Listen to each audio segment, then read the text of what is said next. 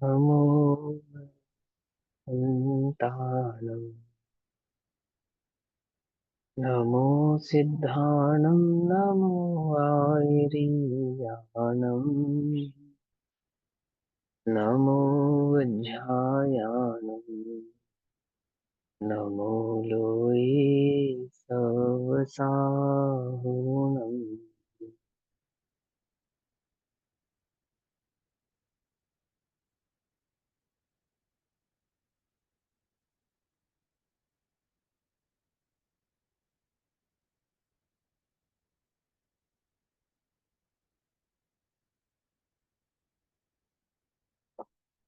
नमः समे साराय स्वानुभूत्या च कासते चित्स्वभावाय भावाय सर्वभावान्तरच्छिदे।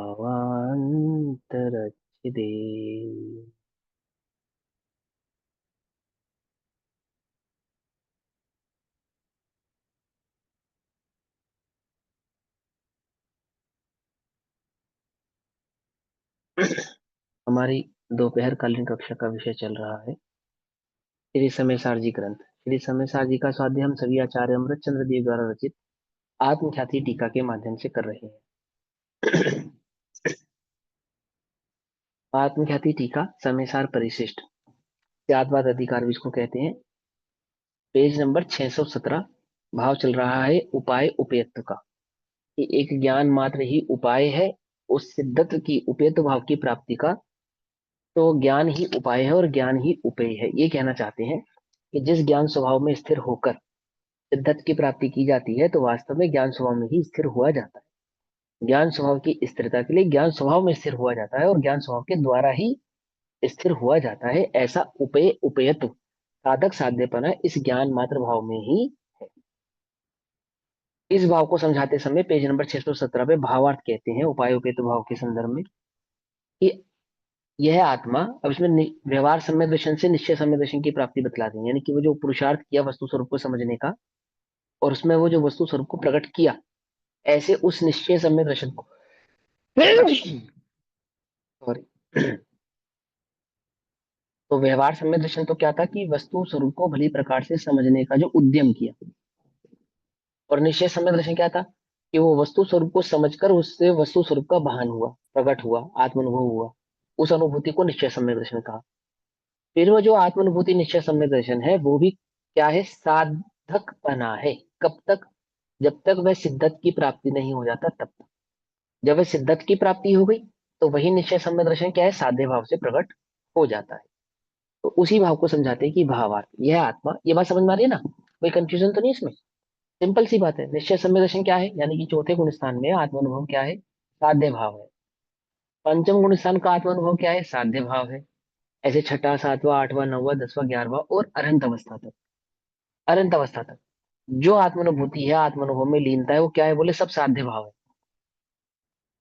साधक साधक भाव है, सॉरी साधक भाव है ना। तो फिर बोले साध्यपना क्या है, कि बोले जब वो सिद्धत की प्राप्ति होगी उसी आत्मानुभूति के बल पे, तो वही आत्मानुभूति क्या हो गई, वो साध्यपना हो गई, साधक साध्यपना। चौथे गुण स्थान से लेकर अनंत पर्यंत तक का जो भाव है, गुण स्थानों के भीतर का जो परिणाम है, वो सारा का सारा क्या है, साधन है। ठीक। इसके लिए सिद्धत की प्राप्ति के लिए, सिद्धत की प्राप्ति क्या है, साध्य है। तो चौथे गुण स्थान में जो आत्मानुभूति हुई वही आत्मानुभूति सिद्धों को भी है, लेकिन सिद्धत की अपेक्षा से वो साध्य है और चौथे गुण स्थान की अपेक्षा से वह साधन है। ये साध्य साधन भाव समझ में आए ना, तो बहुत बारीकी की बात समझ में आएगी। अभी अपना तो इसके बाद प्रवचन सारजी का ग्रंथ हम प्रारंभ करेंगे, परंतु जो नियम सारजी भाव पढ़ेंगे ना, नियम सारजी का भाव, तो इस साध्य साधक भाव समझ में आएगा तो नियम सारजी की बात समझ में आएगी आप, कि नियम सारजी में आचार्य देव हमसे क्या कहना चाहते हैं। ठीक है ना? देखो, यह आत्मा अनादिकाल से मिथ्या दर्शन ज्ञान चरित्र के कारण संसार में परिभ्रमण करता है। ठीक है ना, ये तो आपको अपने को पता ही है ना। फिर वह सुनिश्चलतया ग्रहण किए गए व्यवहार सम्यक दर्शन चारित्र की वृद्धि की परंपरा से क्रमशः, क्रमशः मतलब one by one, step by step, क्रमशः स्वानुभव स्वरूपानुभव जब से करता है। तो कब से करता है? स्वरूपानुभव, वो चौथे गुण स्थान में होता है। ठीक। तो अनादि का मिथ्या दृष्टि जब स्वरूपानुभव में प्रकट, स्वरूपानुभव को प्राप्त होता है, तब से, उस समय से ज्ञान साधक रूप से परिणमित होता है। तब से ज्ञान क्या होता है, साधक रूप से परिणमित होना शुरू होता है। यानी कि सम्यक दर्शन आपका जो चौथे गुण स्थान की जो आत्मानुभूति है, वो क्या है, वह आपका साधक भाव है ना। कोई कहे कि नहीं हमें तो वहीं पे मोक्ष हो गया, तो दृष्टि मोक्ष की अपेक्षा से यहाँ ऐसा भी कहा गया कि पूर्ण हो गया, सम्यक दर्शन से आत्मा पूर्ण हो गया। वही साधन है, वही साध्य है ना। वही साधकपना है, वही साध्यपना है। अब सिद्ध होने की आवश्यकता नहीं है, सिद्ध ही अनुभव कर रहा है वो अपने आप को। तो इस प्रकार की परिरूपणा भी चलती है, तो उसमें कोई दोष नहीं है, अध्यात्म की परिरूपणा है वो। लेकिन यहाँ अध्यात्म में क्या भाव समझा रहे हैं, बोले वो भी साधकपना है। क्योंकि साध्य भाव क्या है, जब आठों ही प्रकार के कर्मों के कलंक का नाश हो जाए, अभाव हो जाए, तब हम उसको साध्य भाव कहेंगे। ठीक।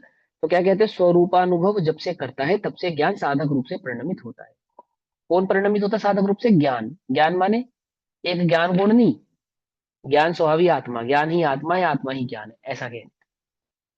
क्योंकि ये पूरे स्याद्वाद अधिकार में आत्मा को ज्ञान सिद्ध करते हुए आए हैं ना, ज्ञान ही आत्मा और आत्मा ही ज्ञान है, तो उसी आत्मा को ज्ञान कह के पुकार रहे हैं यहाँ। क्योंकि लक्षण से लक्ष्य क्या नहीं होता, भिन्न नहीं होता, अलग नहीं होता। और उस आत्मा का लक्षण ज्ञान है, तो उस आत्मा का नाम है वो ज्ञान, वो भाव है उसका ज्ञान। ठीक। तब से ज्ञान साधक रूप से परिणमित होता है, क्योंकि ज्ञान में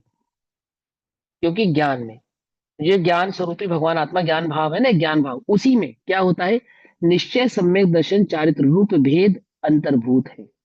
उस ज्ञान स्वभाव में ही अंतर्भूत है। व्यवहार सम्यक दर्शन चारित्र क्या था, उसकी स्वरूप की अनुभव की प्राप्ति करने का उपाय। ये जो आप तत्व निर्णय कर रहे हैं, तत्व अभ्यास कर रहे हैं, और वो जो तत्व अभ्यास पूर्वक आपको वस्तु स्वरूप की प्राप्ति हुई, तो क्या प्राप्ति हुई, एक ज्ञान भाव चैतन्य भाव आपने अनुभव किया। वो तो अपने को ज्ञान स्वभावी आत्मा भगवान आत्मा आपने स्वीकार किया, उसका अनुभव किया, वह क्या है, वो निश्चय सम्यक दर्शन ज्ञान चारित्र है, क्योंकि वह ज्ञान भाव में ही गर्भित है। एक ज्ञान में ही दर्शन भी है, ज्ञान भी है, और चारित्र भी है। ये एक ज्ञान भाव में, मात्र ज्ञान सम्यक ज्ञान है ऐसा नहीं, ज्ञान भाव में ही सम्यक दर्शन ज्ञान चारित्र तीनों है। ऐसा ज्ञान हूं ऐसा अनुभव करना, मैं ज्ञान हूं ऐसा श्रद्धान करना, चारित्र उस ज्ञान स्वभाव में स्थिर रहना, मैं ज्ञान हूं इस स्वभाव को श्रद्धान करना, वो श्रद्धा सम्यक दर्शन, और ज्ञान स्वभाव में स्थिर रहना सो सम्यक चारित्र, और ज्ञान हूं ऐसा ज्ञान भाव से अपने को देखना सो सम्यक ज्ञान। समझे बात। तो सम्यक ज्ञान, सम्यक दर्शन और सम्यक चारित्र ज्ञान भाव ही है, क्योंकि ज्ञान में निश्चय सम्यक दर्शन ज्ञान चारित्र रूप भेद अंतर्भूत है। एक ज्ञान में ही जो दर्शन ज्ञान चारित्र तीन गुण है ना, वो तीनों गुण उस एक ज्ञान भाव में ही अंतर्भूत है, समाहित है। निश्चय सम्यक दर्शन ज्ञान चारित्र के प्रारंभ से लेकर, यानी कि चौथे गुण स्थान के प्रारंभ से लेकर, जब से जीव को सम्यक दर्शन हुआ तब से लेकर, और स्वरूपानुभव की वृद्धि करते करते जब तक निश्चय सम्यक दर्शन चारित्र की पूर्णता ना हो। कौन से निश्चय सम्यक दर्शन चारित्र की पूर्णता ना हो, यानी सिद्धत की प्राप्ति ना हो, तब तक वृद्धि करते करते, यानी चौथे से पांचवे, पांचवे से छठे, छठे से सातवें से वृद्धि कर रहा है ना अनुभव के बल पे, वो वृद्धि करते करते कब तक वृद्धि करता है, जब तक निश्चय सम्यक दर्शन चारित्र की पूर्णता ना हो। पूर्णता कहाँ है, उस सिद्धत अवस्था को पूर्णता कहा वहां पे, तब तक ज्ञान का साधक रूप से परिणमन है। तब तक ज्ञान क्या कहलाएगा, वह अनुभव क्या कहलाएगा, साधक कहलाएगा। और जब निश्चय सम्यक दर्शन ज्ञान चारित्र की पूर्णता से समस्त कर्मों का नाश होता है, सभी प्रकार के कर्मों का, आठों ही कर्मों का, 148 प्रकृति का समूल नाश हो जाता है, अर्थात साक्षात मोक्ष होता है। अनुभव मोक्ष नहीं, दृष्टि मोक्ष नहीं, साक्षात मोक्ष। अनुभव मोक्ष और दृष्टि मोक्ष किसको कहते हैं, वो जो चौथे गुण स्थान की अनुभूति है, आत्म अनुभव का काल है, वो अनुभव का काल क्या कहलाता है, दृष्टि मोक्ष कहलाता है ना। और क्या कहलाता है, भाव मोक्ष कहलाता है, अनुभव मोक्ष कहलाता है। लेकिन साक्षात मोक्ष क्या कहलाता है, वो जो सिद्धत की प्राप्ति है, आठों कर्मों का भाव है, या द्रव्य मोक्ष जिसको कहा, उसको कहते हैं साक्षात मोक्ष। तो नाश होता है अर्थात साक्षात मोक्ष होता है, तब ज्ञान सिद्ध रूप से परिणमित होता है। ठीक। क्योंकि उसका अस्खलित निर्मल स्वभाव भाव प्रकट दैदीप्यमान हुआ है ना, साक्षात प्रकट हुआ है। इस प्रकार साधक रूप से और सिद्ध रूप से, इस प्रकार साधक यानी कि जो साधना वाला भाव है साधक, और जो साध्य है ऐसा सिद्ध, साधक यानी कि उपाय, और सिद्ध यानी कि उपेयत्व, जिसकी प्राप्ति करने का आपने उपाय किया था। ये ना, उपाय किया किसको, प्राप्ति करने का। तो जिसकी प्राप्ति के लिए किया गया उपाय वह उपाय भी, और जिसकी प्राप्ति हुई ऐसा उपेत भाव भी। ठीक। साध्य साधक भाव दोनों इस प्रकार साधक रूप से सिद्ध होता, रूप से दोनों रूप से परिणमित होने वाला एक ही ज्ञान, एक ज्ञान भाव ही आत्म वस्तु को, एक ज्ञान भाव आत्म वस्तु को, उस अखंड चैतन्य पिंड आत्मा को, असंख्यात प्रदेशी अनंत गुणात्मक उस चैतन्य ज्ञान भगवान आत्मा को, एक ज्ञान भाव ही, एक सतत वर्तता हुआ ज्ञान भाव ही क्या है, उपाय और उपेयपना साधित करता है। पकड़ में ही बात नहीं, पकड़ में ही। उस अनंत गुणात्मक भगवान आत्मा की सिद्धि का उपाय क्या है, एक ज्ञान भाव, और उपेय तो क्या है, वो एक ज्ञान भाव। ज्ञान भाव की अनुभूति करना, ज्ञान भाव में अपने को स्थिर करना, और ज्ञान भाव हूं ऐसा निश्चय करना ही उस आत्मा की प्राप्ति का उपाय है। और वह आत्मा स्वयं होने से साध्य भी, अर्थात वह प्रकट भी वही होता है, ज्ञान भाव ही प्रकट वहां पर होता है, ऐसा। इस प्रकार दोनों में किसमें, उपाय और उपेत भाव, दोनों भावों में ज्ञान मात्र की अनन्यता है। यानी कि जो आपकी साधना है और जो आपका साध्य है, उन दोनों में क्या है, अन्य पना नहीं है, भिन्न पना नहीं है। आपने उपाय तो किया कुछ और प्राप्ति हुई कुछ, ऐसा नहीं है। जिसका उपाय किया और जो उपाय किया, तो उपाय के काल में जो उपेयत था, वो उपाय के काल में जो उपाय भाव था, वही उपेत भाव से आपको प्राप्त होता है। पकड़ में ही बात थी, पकड़ में ही, समझ में ही बात, कि जिसकी आप साधना कर रहे थे, जो साधक भाव से परिणमित था, वही साध्य भाव से आपको प्राप्त हो गया, सिद्ध हो गया। ठीक। तो इस प्रकार दोनों में, उपाय तथा उपेय में ज्ञान मात्र की अनन्यता है, अन्य अन्य पना नहीं है, भिन्न भिन्न पना नहीं है। ज्ञान की साधना में ज्ञान की ही प्राप्ति होती है, ज्ञान भाव की ही प्राप्ति होती है। ज्ञान भाव से किया गया साधन ज्ञान भाव को ही प्रकट करता है, ऐसा। ठीक। अर्थात अन्य पना नहीं है, अलग अलग पना नहीं है। इसलिए सदा अस्खलित एक वस्तु का, अर्थात जो द्रव्य गुण पर्याय से भिन्न ना होती हुई एक अखंड चैतन्य ज्योति है, चैतन्य भाव मात्र है ना, ऐसे अस्खलित एक आत्म वस्तु का, अर्थात ज्ञान मात्र आत्म वस्तु का निष्कंप ग्रहण करने से, आत्मा को एक ज्ञान भाव वाला ऐसा निष्कंप भाव से ग्रहण करने से, जानने से, अनुभव करने से, निष्कंप माने बिना किसी शंका के, बिना किसी लाग लपेट के, निष्कंप होकर मैं ज्ञान स्वभावी हूं ऐसा निर्णय करने से, एक ज्ञान भाव वाला ज्ञान मात्र स्वीकार करने से, अनंत गुणात्मक होने पर भी ज्ञान मात्र से देखने से, और ज्ञान मात्र का अनुभव करने से। ऐसा नहीं गड़बड़ करना कि अनंत गुण है तो अनंत का अनुभव करें, ऐसा नहीं कि ज्ञान के सिवा अन्य किसी गुण की अपेक्षा से अनुभव करें, ऐसा भी नहीं कि ज्ञान के सिवा अन्य किसी गुण को साधन बनाए। क्या कहते हैं, एक ज्ञान मात्र आत्म वस्तु का निष्कंप ग्रहण करने से। ठीक है।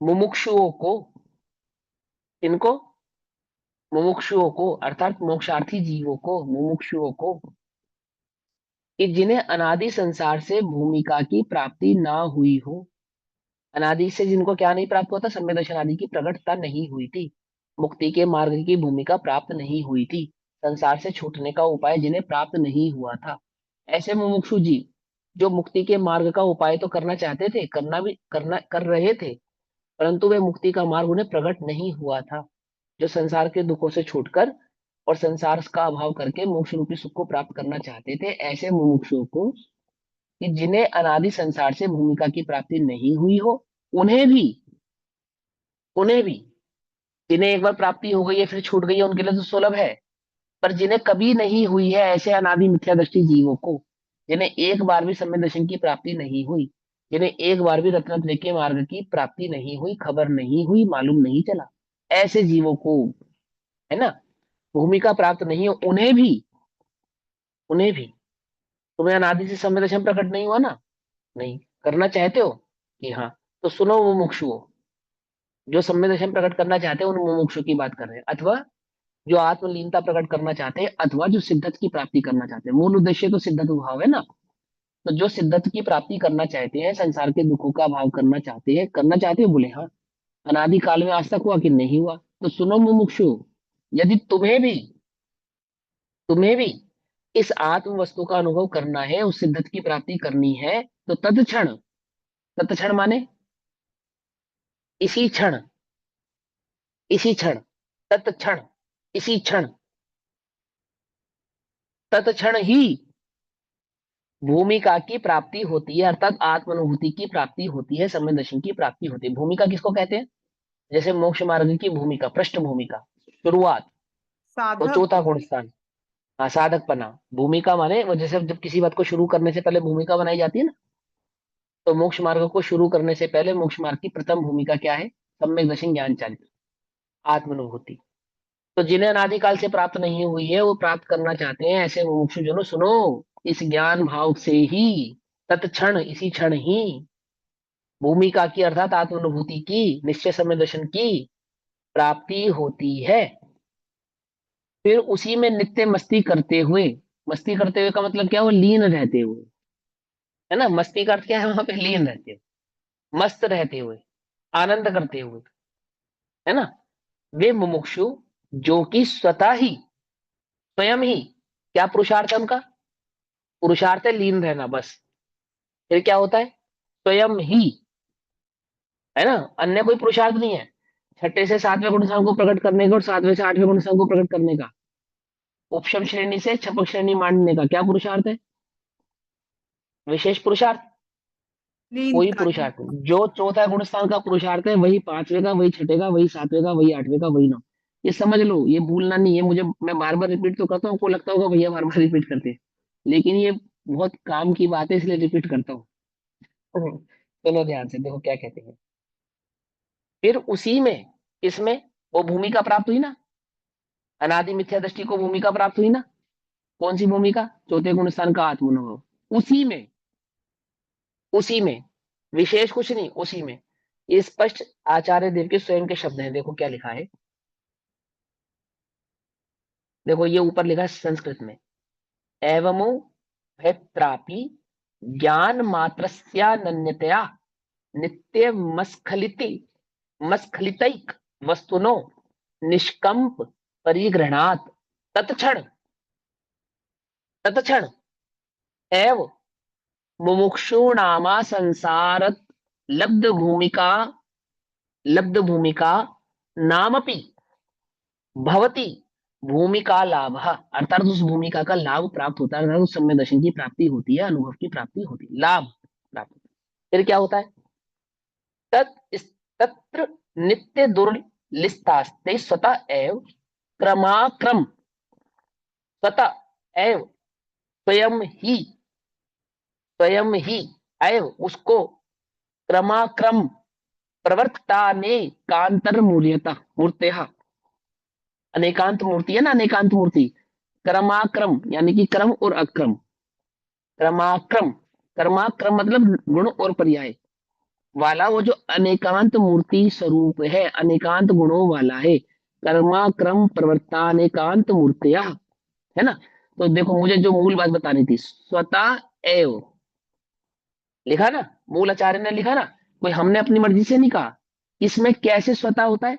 नित्य दुर्लिस्तास्तै, अर्थात नित्य उसमें लीन रहने वाले को, इसमें वो जो भूमिका की प्राप्ति हुई थी उसमें, यानी कि चौथे गुण स्थान का जो आत्मानुभव है, प्रथम जो आत्मानुभूति है, वही आत्मानुभूति, बस उसी आत्मानुभूति में लीन, मतलब कहने का तात्पर्य समझे, प्रथम कहने का मतलब ये नहीं जो पहली बार होती उसी की लीनता, मतलब वही एक आत्मानुभव की लीनता और कुछ नहीं, और कोई विशेष बात नहीं, और कुछ से उससे अलग नहीं।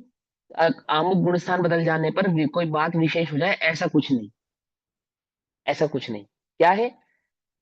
कि फिर उसी में नित्य मस्ती करते हुए, अर्थात लीन रहते हुए, वे मुमुक्षु जो उन्हें भूमिका प्राप्त हुई थी उसमें लीन रहते हुए, वे मुमुक्षु जो कि स्वतः ही, अपने आप ही, क्या होता है?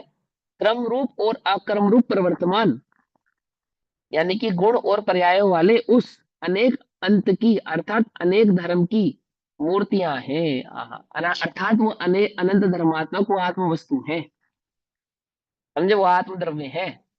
कौन? वो जो एक, उस वो जो भूमिका की प्राप्ति हुई ना, आत्मानुभूति, फर्स्ट, वो जो आत्मानुभव प्रकट किया, बस उस आत्म अनुभव में जो लीन है ना, वो अनंत गुणात्मक द्रव्य भगवान आत्मा, वे वो उस मोक्ष मार्ग की भूमिका की मूर्तियां है, मतलब अनंत गुणात्मक असंख्यात प्रदेशी वो आत्म द्रव्य है, और कुछ नहीं है। समझे या नहीं समझ में ये बात? फिर क्या कहते हैं? वे वे कौन? जो वो आत्म अनुभव में लीन है, वे साधक भाव से उत्पन्न होने वाली, साधक भाव से उत्पन्न होने वाली मतलब जब तक सिद्धत की प्राप्ति नहीं हुई ना, तो अनुभव की लीनता में जो गहराई बढ़ती जाती है, तो क्या होता है, गुणस्थान बढ़ता जाता है। जितना जितना लीनता का समय बढ़ता है, उतना उतना गुणस्थान बढ़ता है। तो क्या कहते हैं, साधक भाव से उत्पन्न, जो लीनता के कारण उत्पन्न हुआ है, आत्मानुभव के कारण जो उत्पन्न हुआ है, लीनता से होने वाली परम प्रकृष्ट की कोटि रूप, प्रकृष्ट की कोटि रूप उच्च, कोटि उच्च, महान, ऐसा। कोटि समझते ना? कोटि माने करोड़ नहीं, कोटि माने महान, ऊंचा, सर्वोच्च पद, ऐसा। तो कोटि रूप, नीचे लिखा है, हाँ देखो, फुटनोट में लिखा कोटि का अर्थ अन, अंतिमता, उत्कृष्टता, ऊंचे में ऊंचा, बिंदु अथवा हद। हद माने बेहद, माने अब वो उसके ऊपर कुछ नहीं है, एक्सट्रीम है वो, एक्सट्रीम कहा जिसको, अल्टीमेट। तो क्या कहते हैं, साधक भाव से उत्पन्न होने वाली परम प्रकृष्ट की कोटि रूप सिद्ध भाव के भाजन होते हैं। हाँ, भाजन होते मतलब सिद्ध भाव को प्राप्त होते हैं। समझ में ये बात? कौन? वो जो भूमिका में प्राप्त होता ना उन अनुभव, उसी में लीन रहने वाले सिद्ध अवस्था को प्राप्त हो जाते हैं। बस खत्म हुई बात। कोई बात समझ में आई या नहीं समझ में आई? और अलग कुछ नहीं, और विशेष कुछ नहीं। वो आत्मानुभूति प्रकट हुई, उस अनुभव में लीन रहे और सिद्ध हो गए। कितना समय लगा? 20 वर्ष लगा, चाहे 200 वर्ष लगे, चाहे 2000 वर्ष लगे, और चाहे अर्धभुत कला परावर्तन लगे, समझना क्या है, वो जो आत्मानुभूति प्रकट हुई, उसमें लीनता रही, उस लीनता से सिद्धत की प्राप्ति होती है, दैट्स ऑल। बीच में कुछ होता है बोले? कुछ नहीं होता, इसके अलावा कुछ नहीं होता। जितना समय लगे और चाहे समय ना लगे, बात इतनी सी है कि वो जो लीनता प्रकट हुई भूमिका, उसमें है ना, और उसमें जो लीन रहा, तो लीन रहा तो वो सिद्ध अवस्था को प्राप्त होगा, नहीं लीन रहेगा तो नहीं होगा, वो लीन रहेगा तो हो जाएगा बस। और जब तक सिद्ध अवस्था को प्राप्त नहीं हुआ, तब तक की वो लीनता क्या है, वो अंतर्मुहूर्त का मात्र का काल है, चाहे वो मुनिराजों का काल है, चाहे कोई भी काल है, वो सारा का सारा साधकपना है। लेकिन साधकपना किसको कह रहे हैं? सिर्फ लीनता का काल साधकपना है। वो सिद्धत की प्राप्ति जब तक नहीं हुई है, उससे पूर्व की जो लीनता रही, वो टोटल की टोटल साधकपना, और सिद्धत की प्राप्ति होगी सो साध्यपना। आ गई बात समझ में या नहीं? ये ना मूल आचार्य कह रहे हैं ये बात को। अब आगे सुनो। परंतु जिसमें अनेक अंत अर्थात धर्म गर्भित है, जिसमें उस आत्म वस्तु, वह आत्म वस्तु कैसी है? मैं आत्म वस्तु कैसा हूं? अनंत गुणात्मक और अनंत धर्मात्मक। ठीक, धर्म भाव भी है ना उसके अंदर, अनंत धर्मात्मक, अनंत गुणात्मक तो है ही, और अनंत धर्मात्मक भी है। तो वह, परंतु जिसमें अनेक अंत अर्थात धर्म गर्भित हैं, ऐसे एक ज्ञान मात्र, है ना, स्पष्ट किया उन्होंने, है तो अनंत गुणात्मक और अनंत धर्मात्मक, या कहो अनंत धर्मात्मक, है ना, उस, ऐसा वह अनंत धर्मात्मक ज्ञान मात्र, ज्ञान मात्र क्यों? क्योंकि ज्ञान के भाव से ही, ज्ञान भाव से ही पहचाना जाता है, अनुभव किया जाता है, जाना जाता है। अन्य किसी से ना जाना जाता है, ना अनुभव में आता है, ना पहचाना जा सकता है। ठीक, ऐसे एक ज्ञान मात्र भाव रूप, भाव रूप यानी अस्तित्व रूप, उपस्थित रूप, परिणमित रूप, भाव रूप, इस भूमि का, इस भूमि को जो प्राप्त नहीं करते, क्या कहा? कुछ बात समझ में है नहीं? आत्म वस्तु कैसी है? अनंत गुणात्मक, परंतु ज्ञान मात्र। क्यों? क्योंकि ज्ञान मात्र का अनुभव ही अनंत गुणाओं का अनुभव है, अलग अलग अनुभव नहीं है कुछ, अलग अलग कुछ नहीं है। और उस ज्ञान भाव अनुभव को जो प्राप्त नहीं करते, अर्थात जिन्हें आत्मानुभूति प्रकट नहीं होती है, तो दो बातें समझाई, एक तो आत्मानुभूति नहीं प्रकट होती है, और आत्मानुभव का लक्षण क्या बता रहे हैं, ज्ञान मात्र।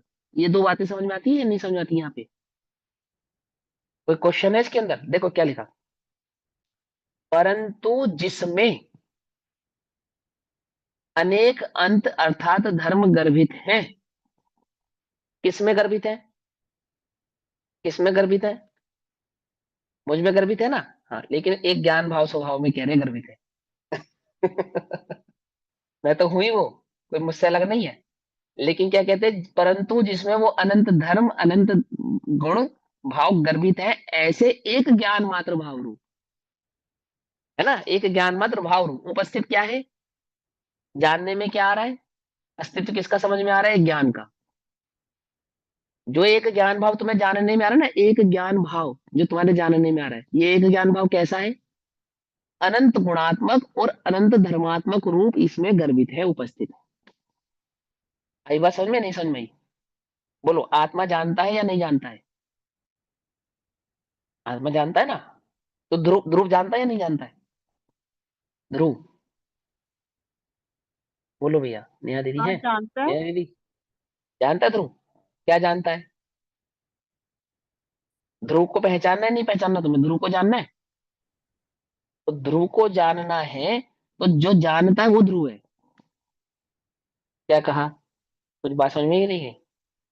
अब तुम जानन को ध्रुव से अलग करोगे तो कैसे समझ में आएगा? हाँ, निश्चय करेंगे जब प्रमाण से नयों से जानेंगे, तो पर्याय को गौण करके ध्रुव के स्वभाव का निर्णय करेंगे, जानेंगे समझेंगे, भली प्रकार से जानेंगे।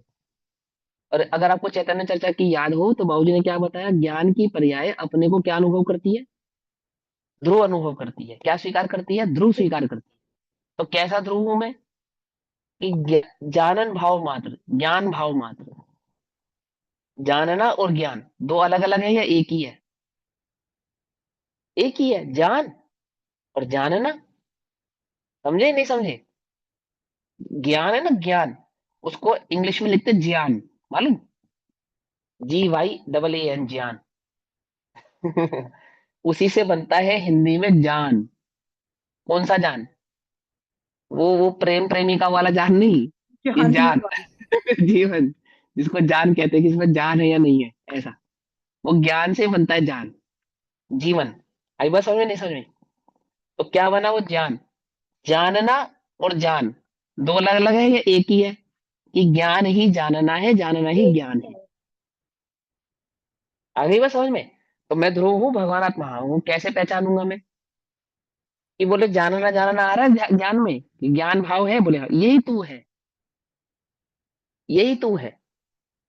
लेकिन अब उस ज्ञान भाव की सिद्धि करेगा, पहले अनेकांत और शादवाद के आधार से उसको भली प्रकार से उसको समझा। अब समझने के बाद अनुभव अनुभव कैसे करेगा, ये ज्ञान भाव का अनुभव करेगा। और ये ज्ञान भाव कैसा है, अनंत गुणात्मक अनंत धर्मात्मक भाव जिसमें निहित है, उपस्थित है। समझे? तो देखो क्या कहते हैं, परंतु जिसमें अनेक अनंत अनेक अंत अर्थात धर्म गर्भित है, गर्भित है, मिले हुए हैं, ऐसे एक ज्ञान मात्र भाव रूप, ऐसे एक ज्ञान मात्र भाव रूप। समझ में आई बात? ज्ञान भाव रूप है वो, जो जैसे तुम दूध पीते हो, यहाँ पीते हैं, तो दूध का स्वाद आता है, यहाँ आता है। चीनी वाला दूध नहीं, सिंपल फीका दूध। समझना ध्यान से है, उदाहरण, क्योंकि तुम वो बड़ा मिसमैच करते हो। तो दूध की सफेदी का स्वाद आता है या नहीं आता है? बोलो। अब ये समझना पड़ेगा तुम्हें, कि दूध की सफेदी का भी स्वाद आता है। दूध के दूध के स्वाद में दूध की सफेदी का स्वाद मिला हुआ है। मिला हुआ है, वही वही उसका स्वाद है। मैंने दूध का स्वाद ही दूध की सफेदी है, दूध का स्वाद ही दूध है, दूध का स्वाद ही दूध में पाए जाने वाला जो अनंत भाव है दूध का, वो सब उसके स्वाद में गर्भित है, उससे अलग कुछ नहीं है। सब एक ही है ना, एक ही हाँ, है एक सब। भाव। हाँ, एक नहीं है, अलग अलग है, लेकिन जानने में अलग एक अलग रूप होते होकर हुए रहेंगे। भी एक है। हाँ, जैसे शक्कर मिठास रूप होती हुई भी, आकार सुगंधी उसके और जो अन्य भाव हैं उसकी सफेदी आदि, वो सब एक मिठास भाव से ही जानने में आते हैं, सबके सब, है ना। ऐसे ही वो सारा का सारा अनंत गुणात्मक आत्मा एक ज्ञान भाव से ही जानने में आता है, एक ज्ञान भाव रूप होकर। अनंत जानने में तो केवल ज्ञान के बाद आएंगे, जब केवल ज्ञान प्रकट हो जाएगा। उस काल में आएंगे। लेकिन छद्मस अवस्था में ज्ञान भाव होकर जानने में आते हैं। तो क्या कहते हैं, अनेक अनंत धर्म अर्थ गर्भित है ऐसे एक ज्ञान मात्र भाव रूप इस भूमिका को जो प्राप्त नहीं करते, एक ज्ञान भाव का अनुभव जो नहीं करते, और ज्ञान भाव का अनुभव भी कैसा, जहां ये सिद्धि की गई है कि वो अनंत धर्मात्मक और अनंत गुणात्मक है, ऐसा धोखा वाला नहीं कि शायदवाद से आत्मा के ज्ञान भाव की सिद्धि किए बिना और आत्मा आपको ज्ञान भाव का अनुभव हो गया। तो दो बातें उन्होंने स्पेसिफिकेशन में डाली, ज्ञान भाव होता हुआ भी अनंत धर्मात्मक अनंत गुणात्मक भाव जिसमें गर्भित है, ऐसे उस भगवान आत्मा की जो भूमिका को प्राप्त नहीं होते, अर्थात अनुभव को प्राप्त नहीं होते, वे सदा अज्ञानी रहते हुए, ठीक है, अनुभव के बिना सदा अज्ञानी रहते हुए ज्ञान मात्र भाव का स्वरूप से अभवन, अभवन माने परिणमन नहीं होना, ज्ञान भाव का ज्ञान रूप से परिणमन नहीं होना, अर्थात ज्ञान का अनुभव को प्राप्त नहीं होना, सिंपल सी बात, ज्ञान का ज्ञान भाव के अनुभव को प्राप्त नहीं होना, ऐसा। तो अज्ञानी रहते हुए ज्ञान मात्र भाव का, ज्ञान मात्र कहते हुए भी कैसा, अनंत गुण और धर्म उसमें गर्भित है, ऐसा वो ज्ञान भाव का स्वरूप से अपने स्वभाव को नहीं जानने के कारण, अपने स्वरूप को नहीं अनुभवने के कारण अभवन और पर रूप से भवन देखते, अर्थात जिसमें ज्ञान की सिद्धि ना करके ज्ञेय भाव की मात्र सिद्धि की है, ज्ञेय का ही अनुभव हो रहा है, ज्ञेय की ही दृष्टि है, कहो आप उसको जो मर्जी, पर अनुभव किसका कर रहे हो, पर का। तो स्वभाव का तो हो गया अभवन और पर भाव का हो गया भवन। अभवन और भवन माने परिणमन, स्वभाव का तो परिणमन किया नहीं और पर भाव का वो परिणमन हो रहा है अज्ञानी। पकड़ में ही बात, ये समझो ध्यान से, आत्म अनुभव किया नहीं, हम तो ज्ञानी हो गए। कैसे ज्ञानी हो गए, राग करता हुआ मैं राग का करता हूं या नहीं हूं, स्वभाव को जाने बिना तू राग का करता है, स्वभाव को जानने के बाद तू राग का करता नहीं है। कुछ बात समझ में आई जब या नहीं तक समझ में आई? दर्शन हुआ है तब तक कर्ता बुद्धि है। अब ये तो आपने कर्म की अपेक्षा से कहा, लेकिन हाँ स्वभाव की अपेक्षा से बोलो, जब तक आत्म अनुभव नहीं है तब तक कर्ता बुद्धि है, हाँ, उसके बाद ऐसे। ही ज्ञाता होगा। हाँ उसके बाद वो ज्ञाता है। अब स्वभाव से तो ज्ञाता है, ज्ञाता हूं ये निर्णय करके ही ज्ञातापने का अनुभव होता है। कर्ता का अनुभव करेगा, निर्णय करेगा तो कर्तापने का ही अनुभव करेगा, ज्ञान का अनुभव नहीं करेगा। लेकिन जो शेवशम ज्ञान में रुका हुआ है उसको ये बात समझा रहे हैं, है ना, ये भ्रम मत पालना, मैं तो ज्ञानी हूँ, ज्ञानी हूं या नहीं हूं, आपा नहीं जाना तूने, जाना मतलब अनुभव नहीं किया, है ना, आपा नहीं जाना तूने कैसा ज्ञान धारी रे। अब ये सुनकर बोझा मत बनाना, अनुभव होगा, अनुभूति करनी, ऐसा नहीं। उसके लक्षण स्वरूप को अच्छे से समझो ना, भाव भाव आदि आदि संभावों को समझो ना, सही प्रकार से निर्णय करो। अनुभूति प्रकट नहीं की जाती, प्रकट होती है।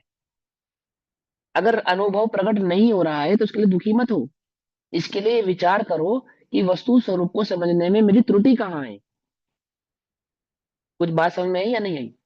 दो बातें होती है, या तो तुम्हें तुम्हें ये निर्णय है ना जो, कि मुझे वस्तु स्वरूप की तो खबर है, बस आत्मानुभूति बाकी है, ये बात समझ लो, ये गड़बड़ है। आत्मानुभूति की कचास मत रखो, मुझे अनुभव करना है, मुझे अनुभव करना है। अब अनुभूति प्रकट करने के लिए क्या क्या नहीं करते आप बोलो, क्या नहीं करते? आजकल तो अनुभव प्रकट कराने के ध्यान शिविर भी लगते हैं, आत्मानुभूति कराते हैं वो लोग, समय दर्शन देते हैं, सर्टिफिकेट भी मिलता है समय दर्शन का, मालूम नहीं? समय दर्शन का सर्टिफिकेट मिलता है। मिलता है हाँ वो। आप समय नाम दृष्टि भी पता है हैं, मुझे। है ना, ऐसे ऐसे ऐसे सर्टिफिकेट प्राप्त होते हैं। तो फूल कहाँ होते चंद। हैं? अरे फिर दीदी आप गलत बात है, देखो कक्षा में ये सब नहीं, मुझे बिल्कुल पसंद नहीं है ये, है ना, ऐसे नहीं करना, ऐसे लो ध्यान से। अरे वो भी भगवान है भैया, भगवान आत्मा है ना, नाम से नहीं, त्रुटि निकालो अपनी। तो क्या कहते हैं, वो क्या करते हैं, सर्टिफिकेट दिए जाते हैं सम्य दर्शन के, कि आपको आप सम्य दृष्टि हो गए। और बात उनकी क्या है, देवशास्त्र गुरु का भी ठिकाना नहीं है, जिन्हें जिन्हें देवशास्त्र गुरु के स्वरूप का भी ठिकाना नहीं है, वो सम्य दृष्टि हूं और आप सम्य दृष्टि हैं, ऐसा सर्टिफिकेट दे रहे हैं। अभी जिसे सच्चे धर्म की भी श्रद्धा नहीं हुई है, क्या कहा, कुछ बात समझ में आई या नहीं? सच्चे धर्म की भी जिसको श्रद्धा नहीं हुई है अभी तो, उसे आत्मा की श्रद्धा हो गई है, हो गई? क्या लगता है आपको? ये पता है क्या लिखा है, क्या लिखा, देखो मैं इसको फिर से पढ़ता हूँ। सुनिश्चलतया ग्रहण किए गए व्यवहार सम्यक दर्शन चारित्र के पाक के प्रकृष की परंपरा से क्रमशः, क्या कल की कक्षा में पढ़ाया था, नहीं पढ़ाया था? व्यवहार सम्यक दर्शन का मतलब वहां पे देवशास्त्र गुरु का श्रद्धा नहीं है। लेकिन वो देवशास्त्र गुरु का श्रद्धा उसमें गर्भित है, समझो। वास्तविक सात तत्वों का जो स्वरूप है, जो छह द्रव्यों का स्वरूप है, अथवा द्रव्य गुण पर्याय का स्वरूप है, उसका निर्णय किसको होता है, उसका स्वरूप किसको समझ में आता है? तो पता है आचार्यों ने क्या कहा? द्रव्य गुण पर्याय का स्वरूप किसके समझ में आता है? जो जानदि अरहंतम डब्बत गुणत पद्ययते हिम, तो जानदि अप्पाणम मोह खलु जादी तस्सलयम। क्या अर्थ है इसका, समझे? वो द्रव्य गुण पर्याय के स्वरूप की खबर, जिसको सच्चे अरिहंत की खबर होगी, अरिहंत के स्वरूप की खबर होगी, उसको तो द्रव्य गुण पर्याय की खबर होगी। चाहे वो अरिहंत के द्रव्य गुण पर्याय हो, चाहे जो द्रव्य गुण पर्याय हो। आप उसका अर्थ किसी भी तरीके से निकालो उस गाथा का, लेकिन भाव यह है कि द्रव्य गुण पर्याय की समझ किसको होती है, क्योंकि लोक में क्या है, एक आत्मा को जानो समय दर्शन हो जाता है, बाकी कुछ जानने और समझने की आवश्यकता ही नहीं है। समझे या नहीं समझे? तो क्या कहते हैं आचार्य यहाँ पे, क्या कहना चाहते हैं? वो ये कहते हैं कि जो उस भूमिका को प्राप्त नहीं करते, उस आत्मानुभूति को प्राप्त नहीं करते, और अनुभव का बोझ बनाना मत तुम। फिर बता रहा हूं क्यों मत बनाना, क्योंकि वस्तु स्वरूप को समझने में त्रुटि रहेगी तो अनुभव प्रकट नहीं होगा। अनुभव को प्रकट करने का कोई उपाय नहीं है। आंख बंद करे, ध्यान करे, 4 समय ध्यान करे तो अनुभव प्रकट होगा? नहीं होता, ऐसे नहीं होता, ऐसे नहीं होता। हाँ ये बात पक्की है, ये बात 100% है कि जिस काल में, जिस समय आपको आत्मानुभूति होगी, उस काल में, उस समय आपकी नासाग्र दृष्टि अथवा आंखें बंद होंगी। बंद भी हो सकती है और अर्धविलीन भी होती है, अर्धविलीन होती है या बंद होती है, कोई बात नहीं। आप आसन में होंगे,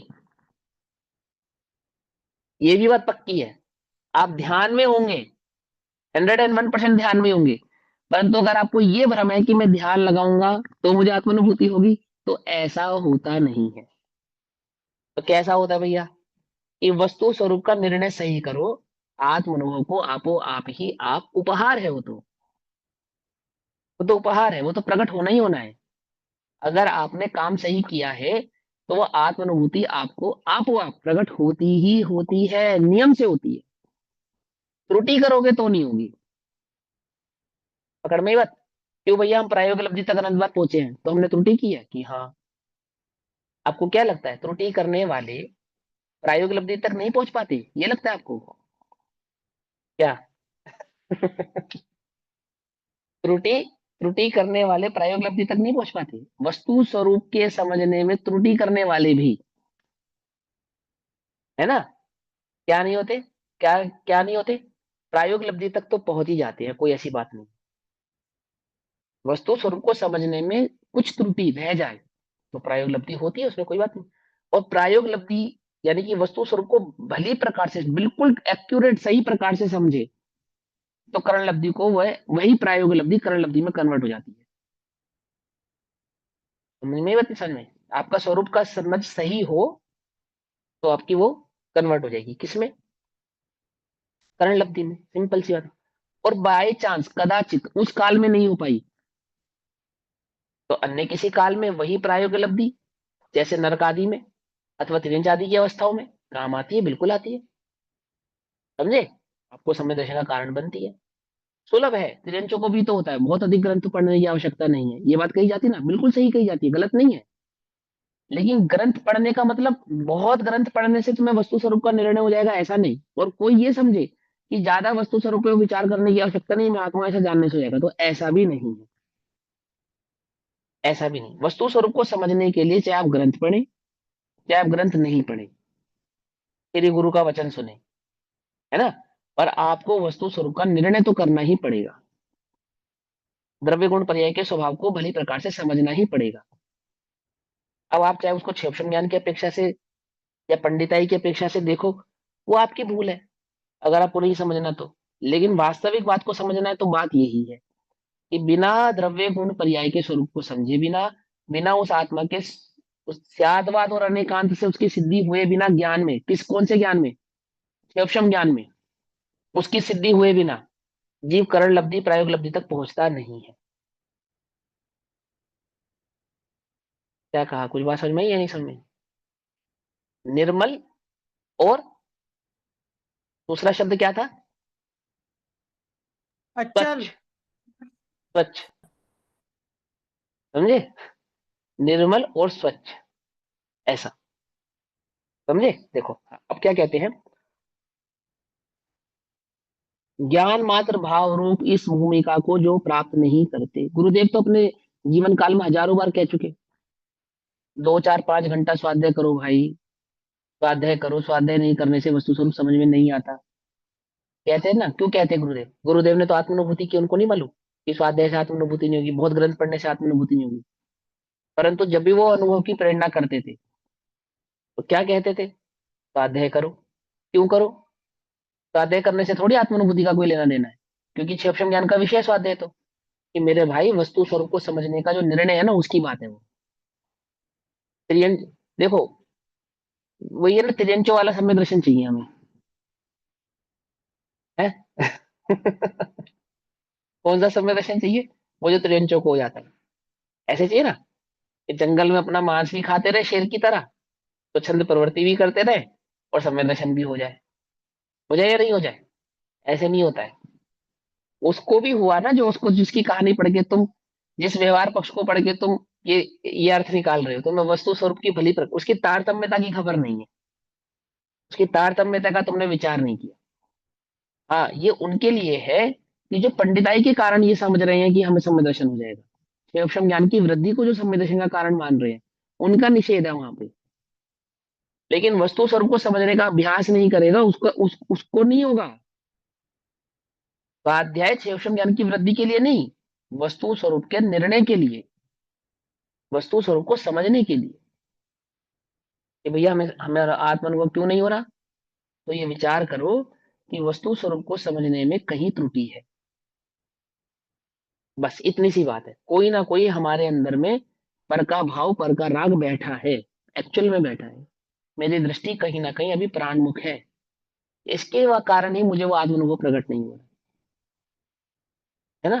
पुरुषार्थ की कमी क्या है? जो पुरुषार्थ है वही पुरुषार्थ की कमी है। तो पुरुषार्थ क्या है? तेरा पुरुषार्थ क्या है? बोलो बोलो, फटाफट बोलो। तेरा पुरुषार्थ तो, तत्व अभ्यास। तत्व हाँ, चिंतन। तत्व अभ्यास अभ्यास करना। करना है ना।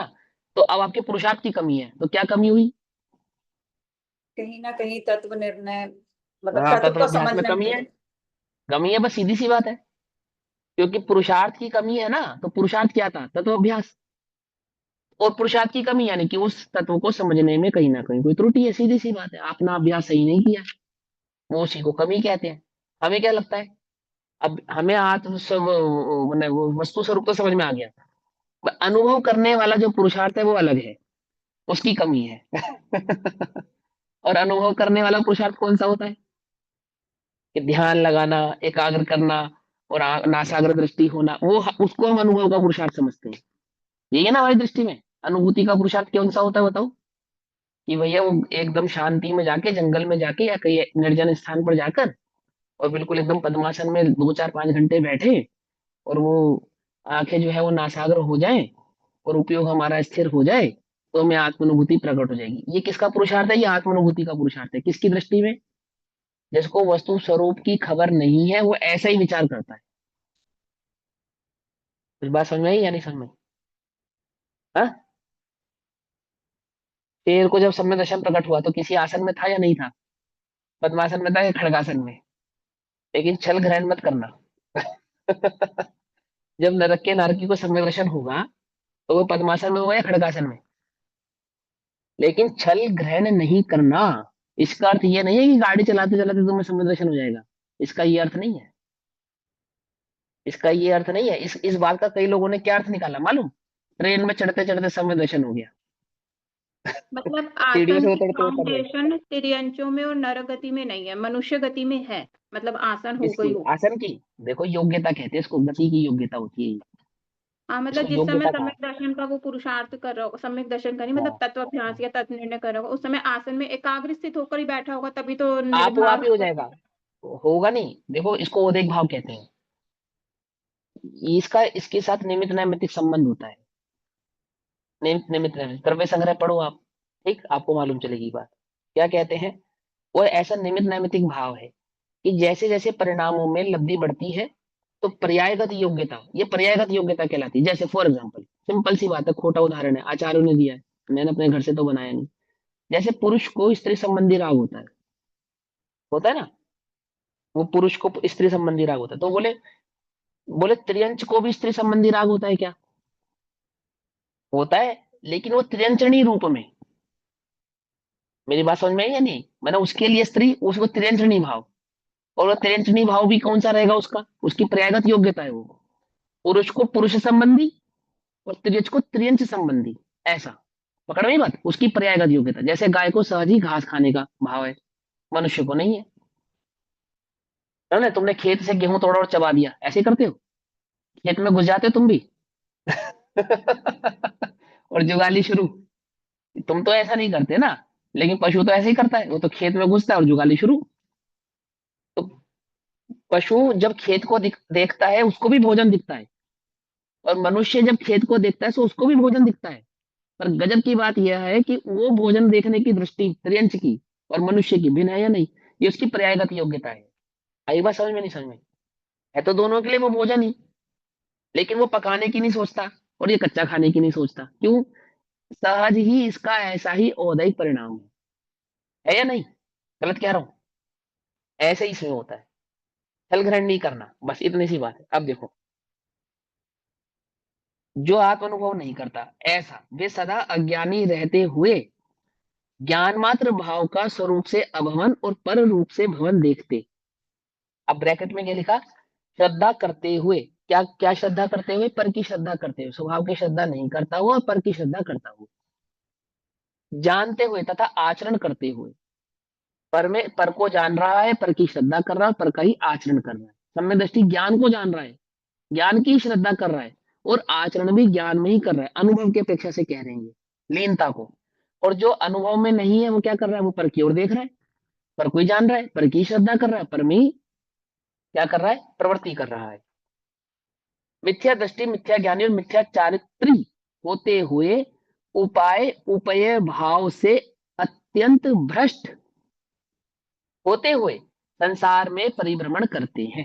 ठीक, संसार में ही, संसार में परिभ्रमण ही करते हैं। अब इस अर्थ का फलस्वरूप काव्य कहते हैं।